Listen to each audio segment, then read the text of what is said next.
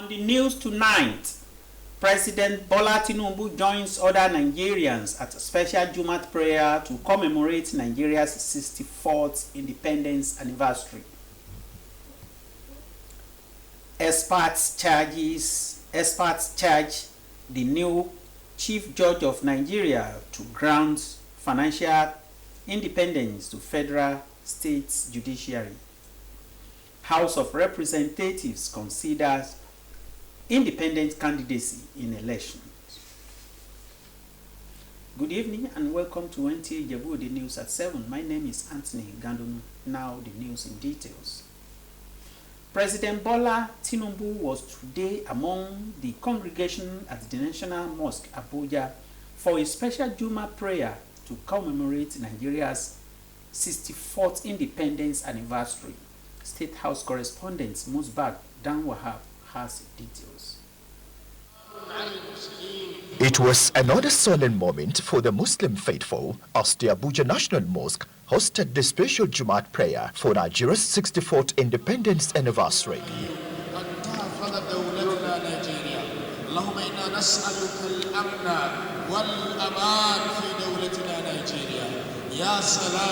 اللهم إنك أنت السلام سلمنا من كل بلية الدنيا والآخرة برحمتك. As a people of faith, the congregation submits to Allah with the Imam's admonition, focusing on introspection and unity of purpose in order to surmount all challenges in the country. Let's all respect one another. Let's be united so that we can tackle the current challenges that the country is facing, economically, even the security-wise. With unity, definitely we will progress. The cleric as well as other speakers emphasized support for leaders at all levels. Mr. President has engaged with leadership around the world and they have acknowledged the kind of reforms, the kind of efforts we are doing. Nigeria is the hope of Africa. And much as sometimes we feel angry that we could have done something faster than we have done them, but we are a great nation, we are a blessed nation, and we should celebrate our blessing. Our leaders, Allah to guide in our right. Political leaders, our religious leaders, all leaders at all levels will have that fear of Almighty God in us and will do what is good for our country, for peace, security, and development. The congregants invoked Allah's quick intervention in Nigeria's challenges and forgiveness for shortcomings. In Abuja, Abdullah Hajia, NTA News. Vice President Kashim Shettima has met with United Nations Secretary General Antonio Guterres at the United Nations headquarters in New York, where they discussed issues relating to regional security, humanitarians, and Nigeria's role in international cooperation. State House correspondent Abdul Rahman Jubrila reports that the Vice President, who is representing President Bola Tinubu at the ongoing 79th session of the UN General Assembly, was received at the UN building by the Deputy Secretary General Aminat Mohammed. Vice President Kashim Shettima in the New York for the 79th UNGA, but it's an opportunity to also engage major global bodies for Nigeria's development. So, he is here meeting with the UN scribe, bringing to his attention Nigeria's plight in the flood and efforts by the federal and state governments. He particularly drew attention to the urgent need for assistance in addressing the recent damage suffered by residents of Borno State in northeast Nigeria. He also assured the UN scribe of Nigeria's commitment to regional stability, climate resilience, and international cooperation.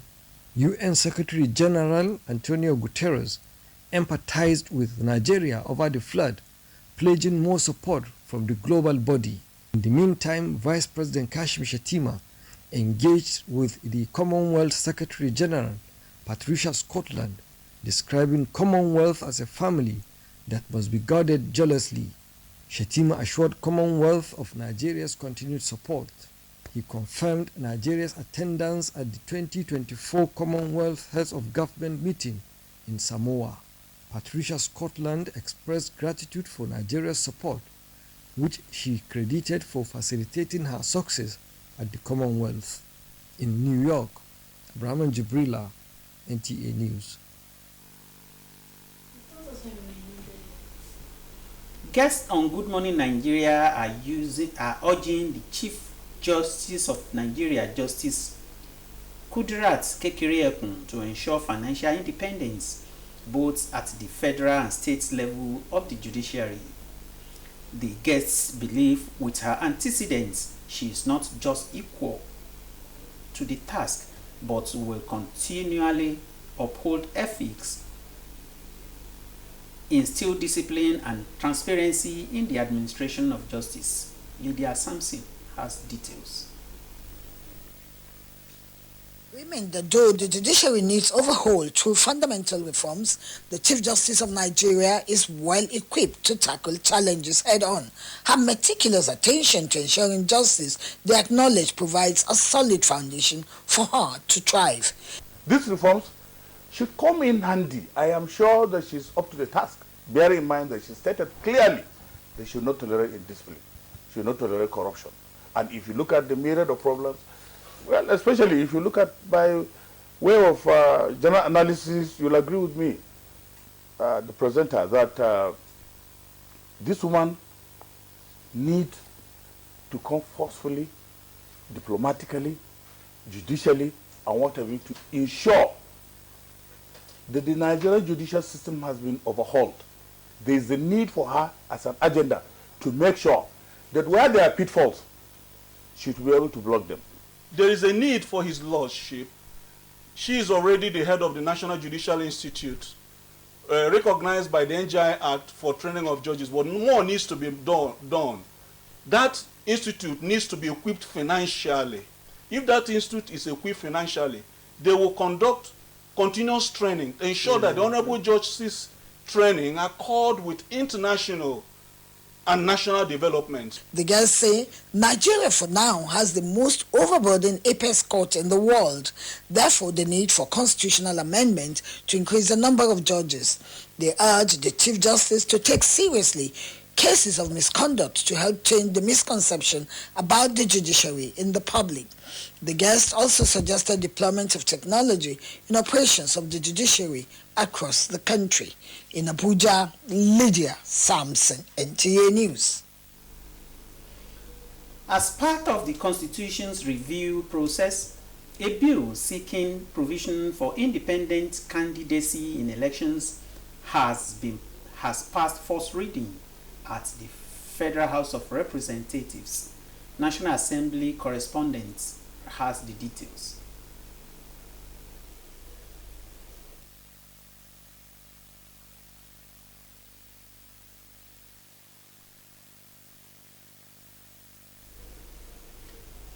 The bill sponsored by House of Representative Akin Rotimi seeks constitutional amendment to allow candidates who are not sponsored by political parties to participate in presidential, governorship, National Assembly, state houses of assembly, and local government council elections. Briefing National Assembly correspondents, the House spokesman is optimistic that the bill, when passed, will encourage inclusion and expand the democratic space. To be able to present themselves for office. To also ensure that, most especially the vulnerable population, such as women, youth, persons with disability, are also given a level playing field, right, to explore opportunities within the political and electoral landscape. Now to crime story. The fight against crime in Osun State is intensifying as security agencies wrap up efforts to curb criminal activities. From armed robbery to ritual killings, authorities are working round the clock to ensure the safety of residents. Femi Afariogun reports. It has become an all too familiar scene in Osun State. Parades of suspects, many of them between the ages of 20 and 40, are presented by security agencies after being arrested for serious crimes including armed robbery and ritual killings.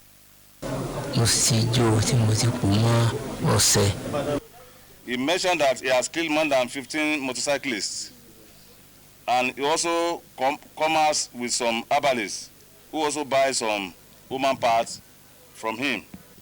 Security agencies say this surge in crime is alarming, especially with the involvement of young people who should be in their prime, contributing to the society.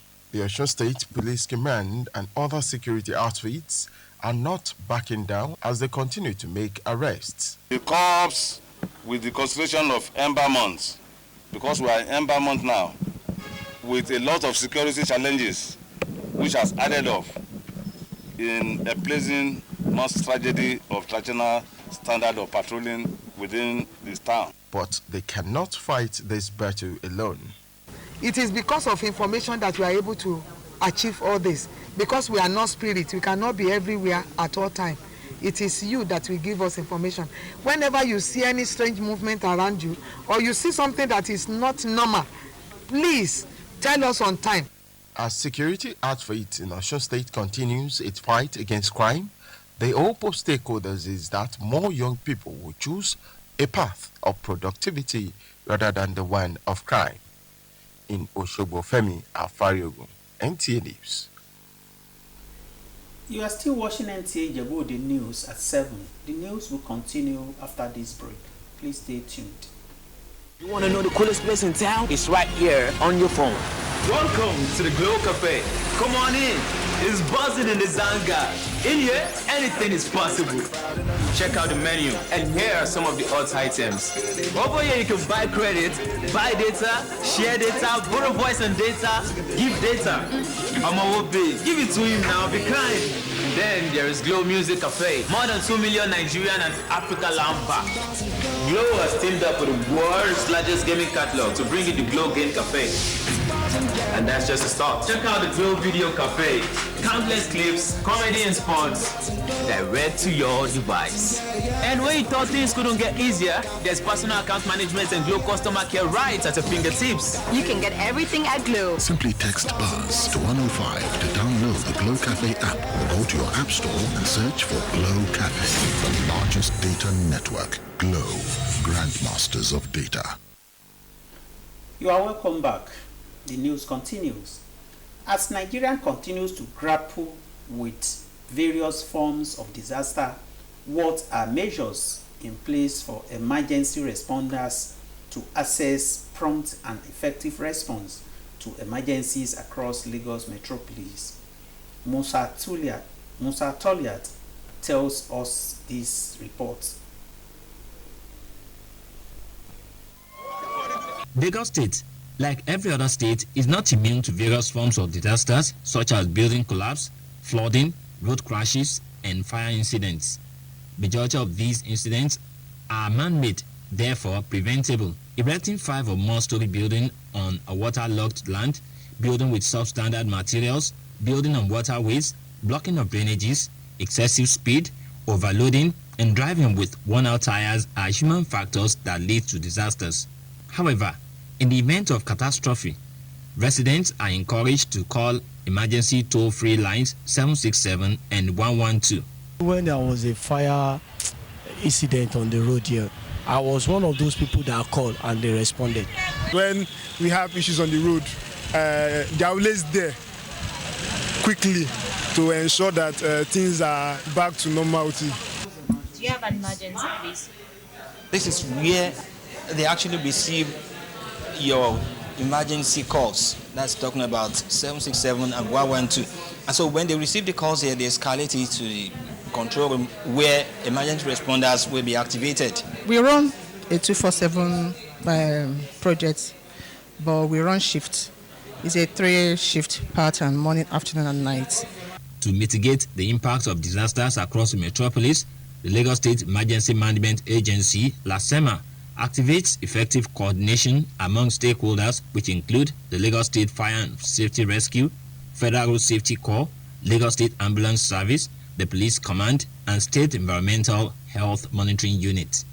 the key thing in here is that we share information with all the key stakeholders, we plan together, we build capacity together, we have equipment, and we have biceps to respond to any form of emergency in Lagos. So we have desk for all of the stakeholders. So once they receive the incident escalated from the call center, they would dispatch the relevant agency that have the resources, both men and equipment, to handle the search and rescue operations.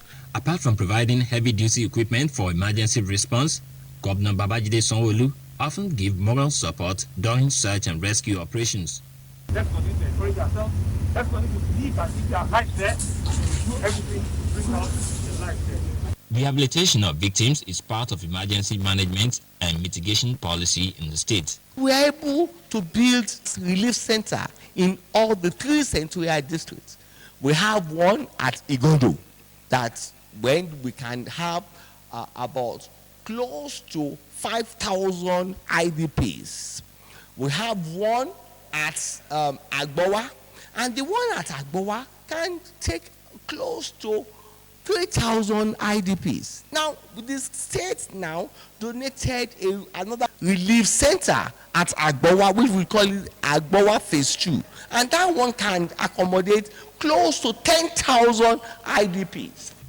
There is, however, need for increased level of public awareness regarding emergency protocols, especially administering first aid measures before the arrival of emergency responders. Safety is the responsibility of everyone.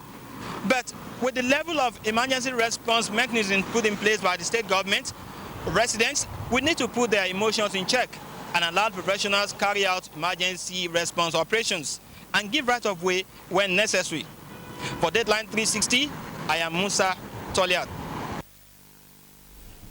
It was a moment of resolve as the Minister of Interior, Olubunmi Tunji-Ojo, made a bold commitment that no one, regardless of their status, will be above the law.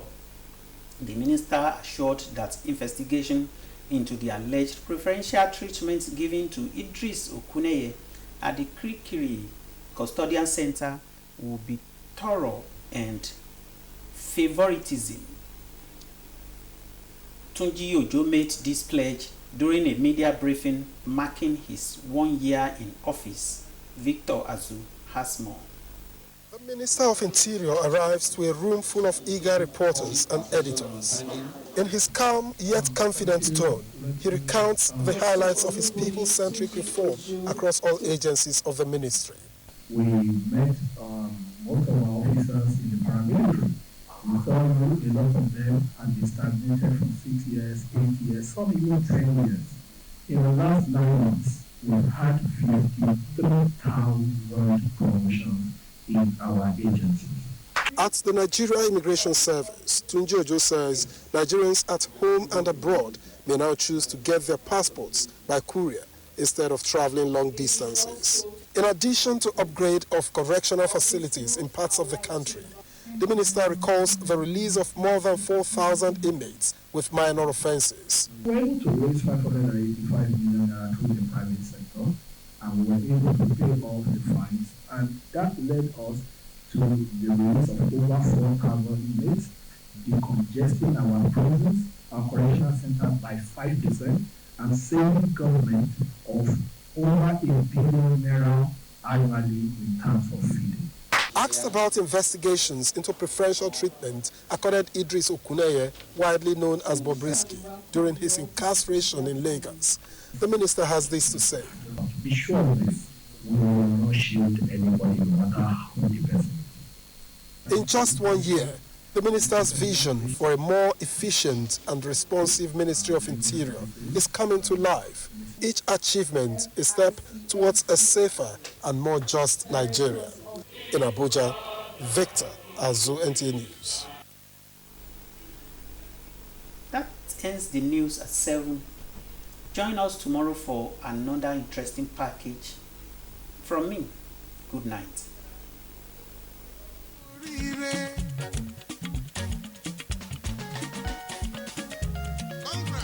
ẹ máa wọlé yìí ó rẹ̀ pé òun nìkan ni. ká sọ tòótọ́ mo ti dára ní ìlọ́po mẹ́wàá irú obìnrin tí mo jẹ́ tẹ́lẹ̀. Bẹ̀rẹ̀kẹ̀tẹ̀ ní ìlọ́po mẹ́wàá. Jẹ ìgbádùn ìlọ́po mẹ́wàá dátà àti dátà ìlọ́po méjì. Ọ̀pọ̀lọpọ̀ ohun ìpè, Instagram, TikTok, streaming olóhùn àti tàwòrán, ìpè Zoom àti bẹ́ẹ̀ bẹ́ẹ̀ lọ. Ó ní láti jẹ́ pé ń lálàá ni. Kò tán síbẹ̀ o, mo tún jẹ ẹgbẹ̀rún kan náírà ẹ̀bùn ìkíni káàbọ̀ fún ìlò ìpè àti dátà. Gbogbo eléyìí fún Bẹ̀rẹ̀kẹ̀tẹ̀ ìlọ́po mẹ́wàá. Gba ìláglo rẹ kí o jẹ gbádùn Bẹ̀rẹ̀kẹ̀tẹ̀ ìlọ́po mẹ́wàá. Ìyẹn ìlọ́po mẹ́wàá rìsáàjì rẹ. Àjẹmọ́nú ìfà ìkíni káàbọ̀ ẹlẹ́gbẹ̀rún kan náírà. Àjẹmọ́nú ìfà ìlọ́po méjì dátà àti ìfà dátà òru tàbí kí o kàn tẹ *301#.